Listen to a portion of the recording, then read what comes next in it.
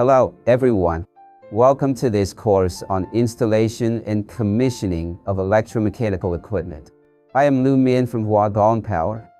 Today, we will study Chapter 1, Electrical Control of Automatic Punching Equipment, Main Circuit Diagram. We'll explore this topic from the following parts.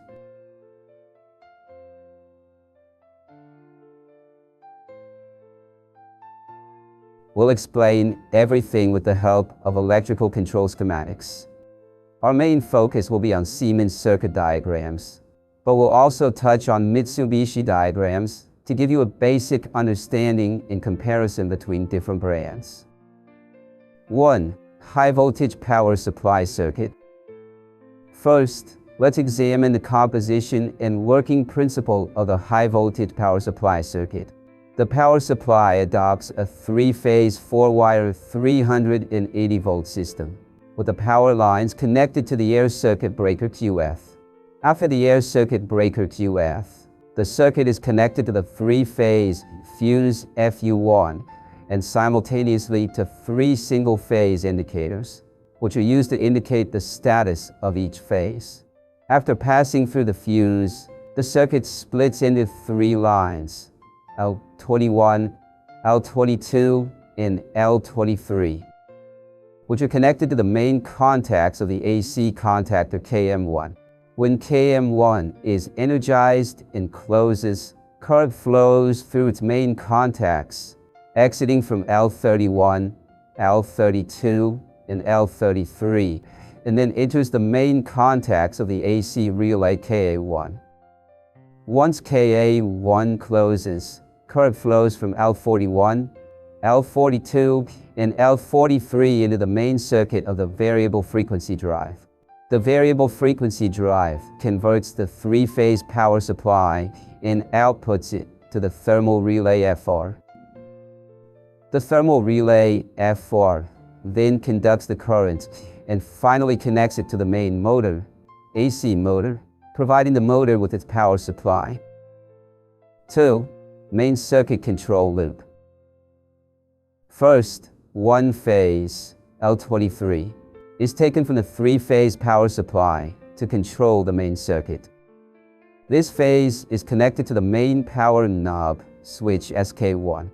The function of SK1 is to serve as the master power switch for the entire control circuit, allowing convenient overall control of power on and off. From SK1, the circuit connects to the emergency stop button SBE2, normally close contact. The emergency stop button is used to quickly cut off the control circuit power in case of emergency, ensuring the safety of both equipment and personnel. Next, current flows from SBE2 to the stop button SBS, normally close contact. The stop button is used for normal shutdown operations. When pressed, it cuts off part of the control circuit power, causing the main contactor coil to lose power and stopping the main motor. Then, current flows from SBS to the start button SBT, normally open contact. When the start button SBT is pressed, its contact closes, allowing current to flow through the subsequent circuit. Current continues from SBT to the coil of the main contactor KM1, energizing the coil and causing KM1 to close, thereby completing the main circuit. At the same time, after passing through the coil of KM1, the circuit connects to the neutral wire in1, completing the control loop. Additionally, an auxiliary contact of KM1 is connected in parallel with the start button SBT, providing a self-locking function.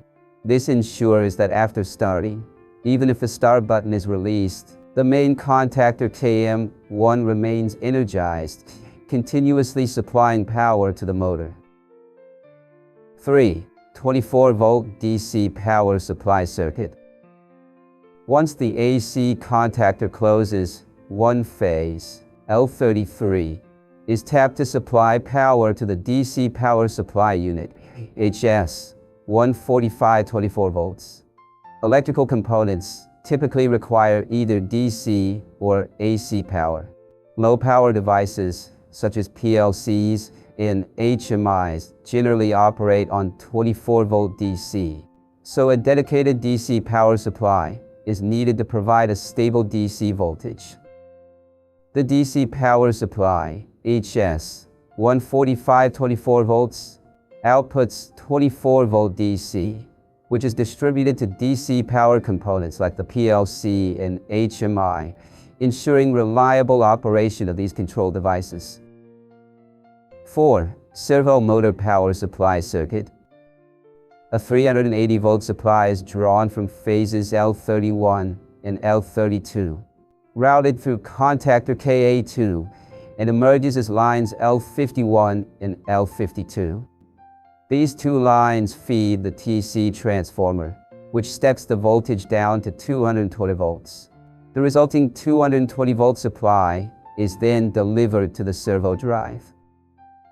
The servo drive outputs 3 wires that connect to the servo motor's power terminals, providing power to the X-axis and Y-axis servo motors.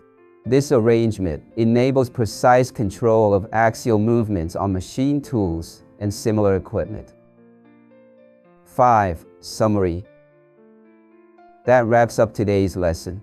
Through a detailed explanation of each component in the main motor control circuit, you should now have a clearer understanding of the overall electrical control system. In practical operations, it is essential to strictly follow standard procedures for debugging and troubleshooting. By continuously gaining hands-on experience, you will improve both your practical skills and your ability to solve problems effectively. Lastly, please complete the exercises after class. That's all for this lesson. Thank you for your attention. See you in the next class.